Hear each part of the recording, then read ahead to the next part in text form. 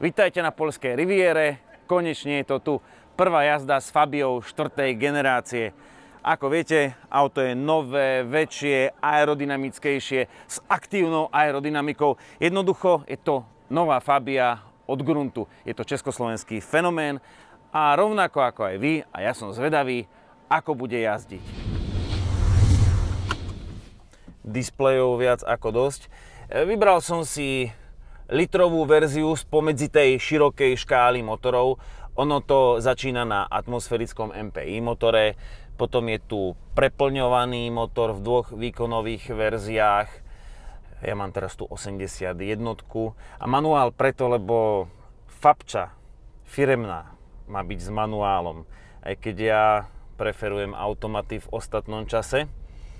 A tých simply clever riešení tu neurekom. Pozrite sa napríklad na spolujazdcové sedadlo, ktoré sa dá takto preklopiť dopredu. To je veľmi dobrá vec. Ak chcete malé auto užitočne mať v rodine, pretože dnes máte záľahu rôznych SUV-čiek a crossoverov a tá Fabia im zdoruje. Ona sa nafúkla v rámci svojej kategórie, už má aj väčší kufor a keď chce konkurovať aj kombíkom, kombi nemáme, tak toto je výborná vec. Takto sklápateľné operadlo. No a tak už to sa pridajú nejaké také vrecká na mobilný telefón a tie ostatné veci, ktoré si ukážeme v dnešnom teste. No, ide to aj od nižších otáčok. Podvozok sa mi zdá byť dobrý. A teraz nasleduje test schopností v pretekoch automobilov do vrchu. Nie, nevymýšľam nereálne veci. Jednak Škoda je ikonou v motoršporte už celé 10 ročia, ale to je bokom. Povedzte mi, ktoré auto je rýchlejšie na Dargove, na Hutách, na Šturci, na Donovaloch, na Soroške, než birelácka obchodiacka Fabia. Čiže je relevantné mať na Fabiu aj takúto požiadavku. Ako zvládne pretek do vrchu. Ale ako to nájsť v Poľsku? Na celom rovinatom Poľsku. Hľadal som a našiel som. Toto je miesto, kde štartujú Vyščigy górske. Zase viete, nové slovné spojenie, čo znamená si preteky automobilov do vrchu. A toto bol štart Vyščigov górskych. Vidím tu dużo PS-ów, speciálne opony a možno nejakú tú Fabiu. A tak posed vyzerá byť fajn, uvidíme, ako to zvládnu sedadlá.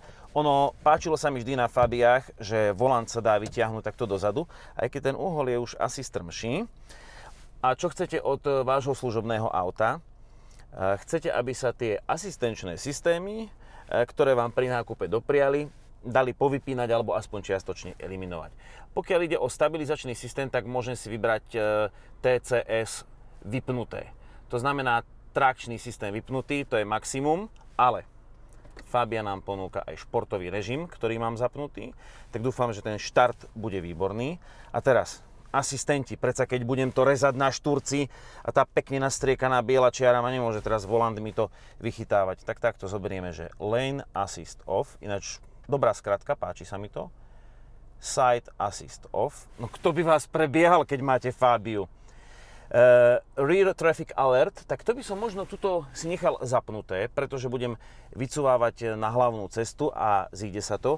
Je to výborné, ak to aj malé autá majú a je to praktické, lebo budete sa zahovárať s kolegynkou v pracovnom družnom rozhovore a odzadu pôjdu autá. Vidíte? Teraz to krásne pípa. To znamená, že sa pripravujú. Nejaké AMGčko tam išlo. Dobre, tak ideme na prípravnú čiaru. Tak.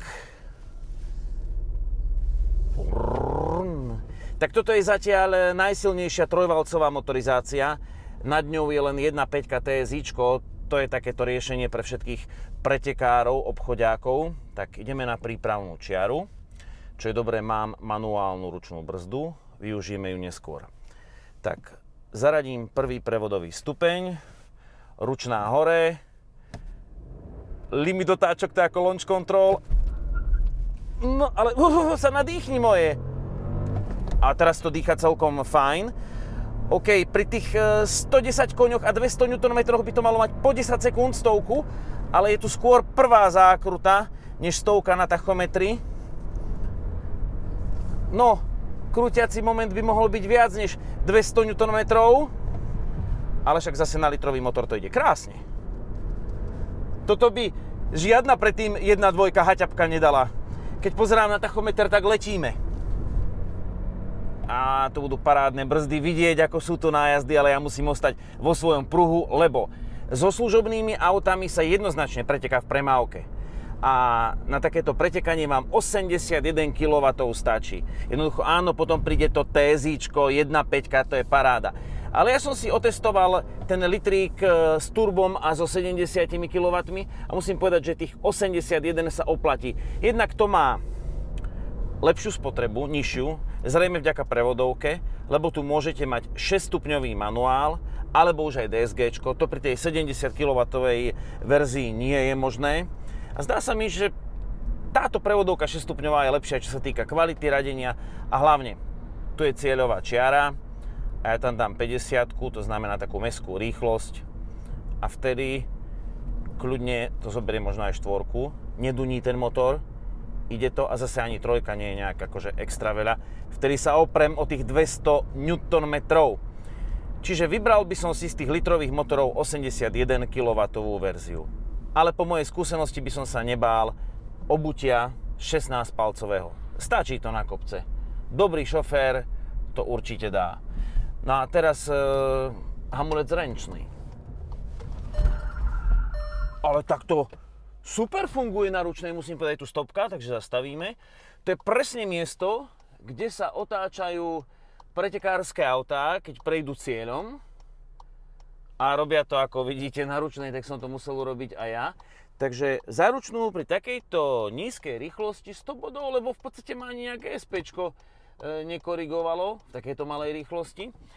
Nenašiel som tu ani v tých najvyšších výbavách elektronické ručné brzdy. Takže manuálna tu je. A my ideme testovať ďalej. S výkonom 80 jednotky, teda v kilovatoch myslím, som veľmi spokojný. Tak, priatelia, život s Fabiou to nie je žiadny veget.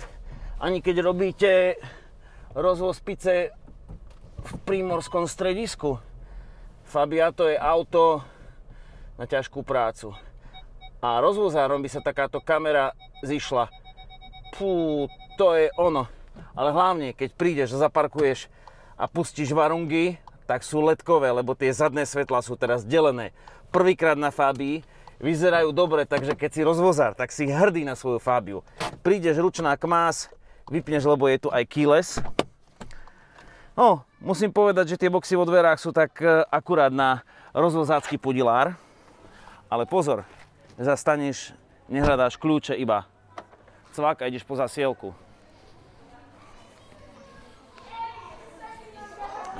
Ale si zabudol jednu vec.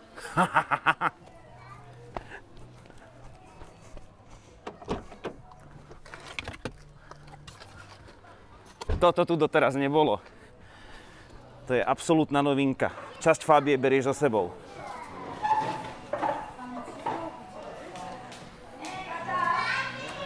Dobre, jesť gotovo, tak? Jesť gotovo. Dobre, káva a parma pizza, tak? Tak.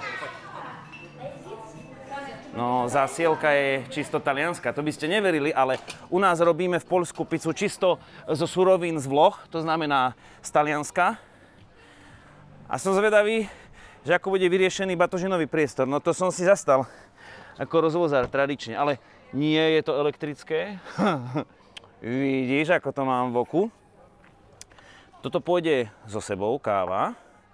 A teraz, je tu veľa simply clever riešení. Rozmýšľam, že aj toto by som...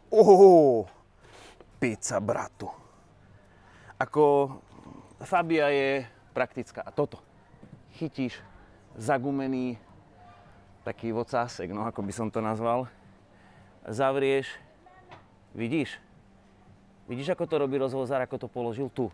Tu pozri. Tu. Ináč by bola tá káva letela. OK? Takže vidíme sa, nemám dosť času. A zase. No, dobre sa v tom nosí. A teraz takto. Bezpečne To dám takto sem. Aj s kávičkou. Udila sem. A teraz, priatelia, čo niektoré luxusné autá nemajú a musia si to ťažko priplácať, alebo sa to priplatiť nedá.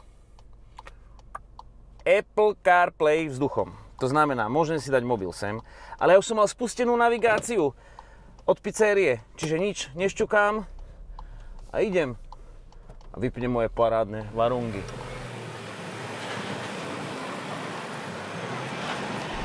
Neviem, ten volant mi neprekáža, tlačidlá sa dobre ovládajú, všetko, dvojramenný v pohode, ale toto je ostré, To keď človek chce takto vytáčať, ako rozvozár, to je. OK, čiže na rozvoz.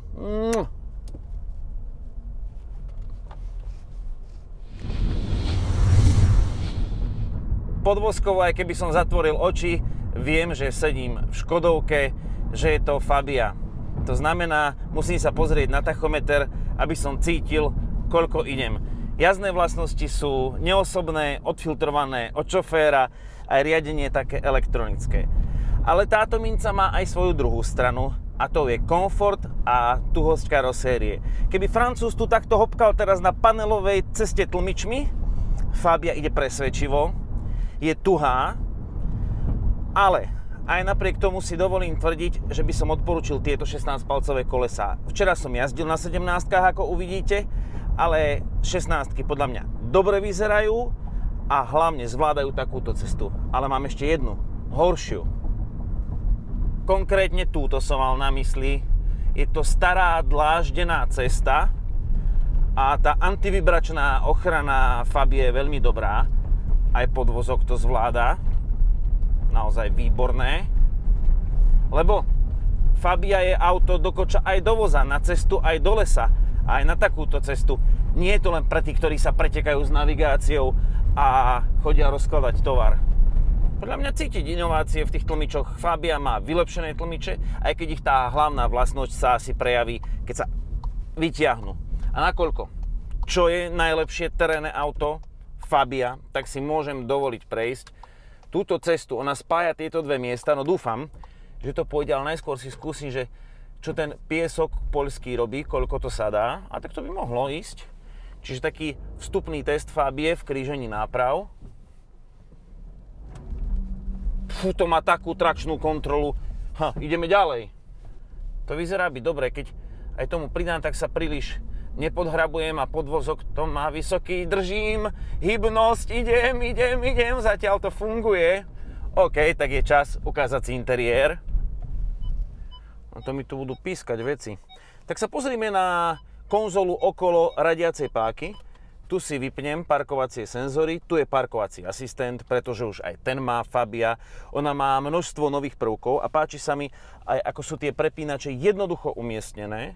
Rovnako dvojzónová klimatizácia má jednoduché ovládanie, to škodovkárske. Páči sa mi, aj keď je to príliš dole, ale zase automatika funguje parádne, takže nemám voči tomu výhrady. Toto je top of the top, čo Fabia ponúka, ale aj tak ja chodím do Apple CarPlay. Mne sa tá navigácia, ktorá tu je, zdala trošku komplikovaná. Možno je to tým, že som si nezvykol, ale tuto musím pridať, aby sme cez toto prešli. Dobre, dobrý nájazdový uhol hodnotím. Čiže za mňa tá konektivita je tu super na mobil a ostatné ma na displeji netrápi, aj keď je to akože tá nová vec v rámci Škodovky. A dovolím si upozorniť na digitálny združený prístroj, sú také manévre stíhačky nad nami, kde môžete mať už aj digitálny kokpit a ten si môžete prepínať tie zobrazenia, čiže toto bolo jedno, ktoré sa mne páčilo, toto sa mi veľmi nepáči. Ináč 90 mi tu odporúča na tejto ceste, no tak to by som musel mať už iné tlmiče na Fabii. To by muselo byť minimálne vo verzii R5. Alebo je to takto, to je taký ten nočný. No v podstate koncerník, toto je Rizzo športový. Tak čo, ideme vyskúšať trošku tie tlmiče, ako to pôjde na Fabči. Nezahrabal som sa. Ono, Fabia tým, ako narástla, a tým, že nie je úplne nízka podvozkovo, len strechou, tak ona trošku zabrúsi oproti tým crossoverom. Ona sa im postaví na zadné, ale musíme držať momentum, čo nemáme už žiadny offroadový režim na výber, tak čo, necháme trošku sport, že aby som to vedel rozgúľať. Fabia ostala Fabiou. Neskalme vás pri žiadnej ceste na team building. No, ale toto si musím rozmyslieť, ako pôjdem. No nič, skúsim tu zaujať nejakú stratégiu. Neviem, či nie som nízky. Tak skúsim z tejto strany výjsť hore.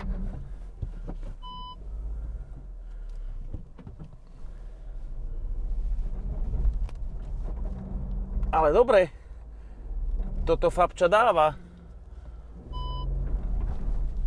Oj.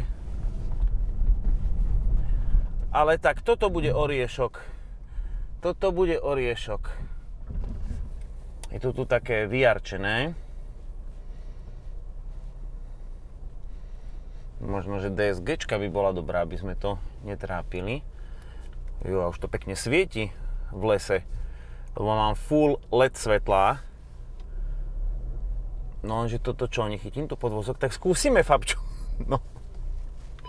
Že či to na tých 16 pneumatikách bez zošmyknutia vydá sem. Asi sa mi zapol senzor. No, matka sladká.